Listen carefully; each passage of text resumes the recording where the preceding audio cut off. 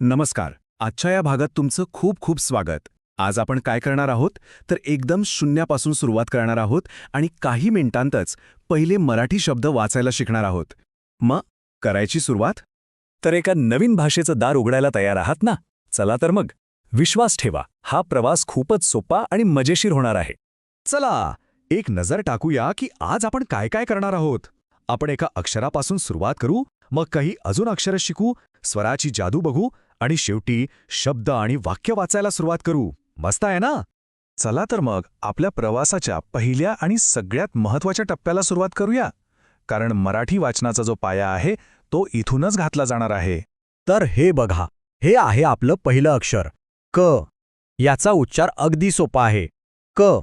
चला माझ्यासोबत म्हणून बघा. क. पुन्हा एकदा. क. छान. याचा आकार पण नीट बघून घ्या. आता हे अक्षर लक्षात कसं ठेवायचं? त्यासाठी एक सोपी युक्ती आहे. आपल्या चहाच्या कपचा विचार करा.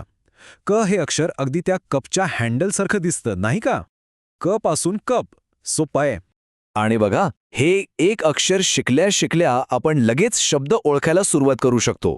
उदाहरणार्थ कमळ किंवा करवत आणि कणीस या सगळ्या शब्दांची सुरुवात याच क पासून होते.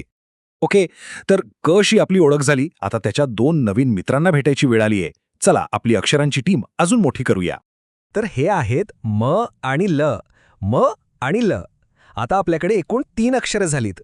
क, म आणि ल. तिघांचा आकार बघा कसे वेगवेगळे आहेत आणि त्यांचे आवाजही. हे नीट लक्षात ठेवायचंय. आत्तापर्यंत आपण जी अक्षरं पाहिली ना ती आहेत व्यंजनं. पण या व्यंजनांना आवाज देण्यासाठी, त्यांना जिवंत करण्यासाठी गरज असते ती स्वरांची. तर मग चला आपल्या पहिल्या स्वराला भेटूया. आणि हा आहे आ.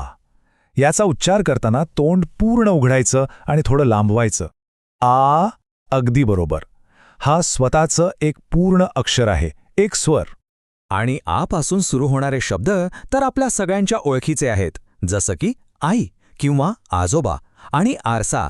या सगळ्या शब्दांमध्ये आचा आवाज सुरुवातीलाच येतो. तो नीट ऐका. बरं, आता येतोय सगळ्यात इंटरेस्टिंग भाग.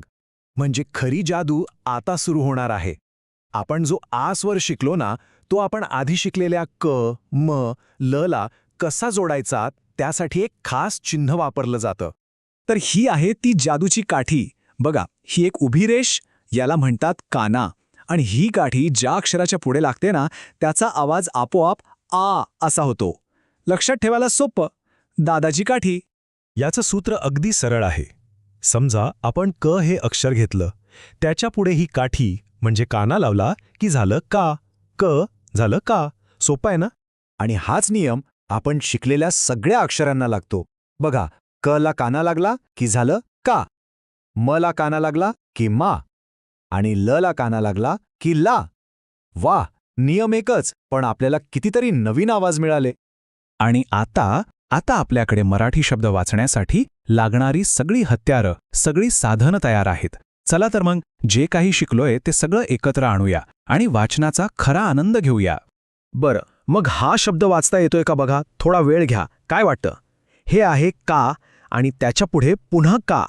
एकत्र वाचलं की झालं काका. अरे वा, किती सोपं आहे. काका म्हणजे अंकल. चला अजून एक प्रयत्न करूया. हा शब्द कसा वाचणार? बरोबर ओळखलत. हे आहे मा आणि त्याला जोडून पुन्हा मा. मिळून झाला मामा. मामा म्हणजे आपल्या आईचा भाऊ. आता जरा हा शब्द बघा. यात सुरुवातीलाच आहे आपला स्वर आ आणि त्याला जोडला आहे ला. तर मग शब्द काय तयार झाला? आला. अगदी बरोबर. आला म्हणजे कोणीतरी आलं, अराइव्ड. जरा विचार करा, आपण फक्त 3 व्यंजनं, एक स्वर आणि एक चिन्ह शिकलो.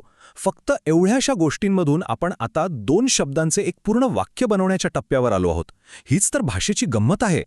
आणि हे आहे आपलं पहिलं संपूर्ण मराठी वाक्य, जे आता आपल्याला सहज वाचता येत आहे.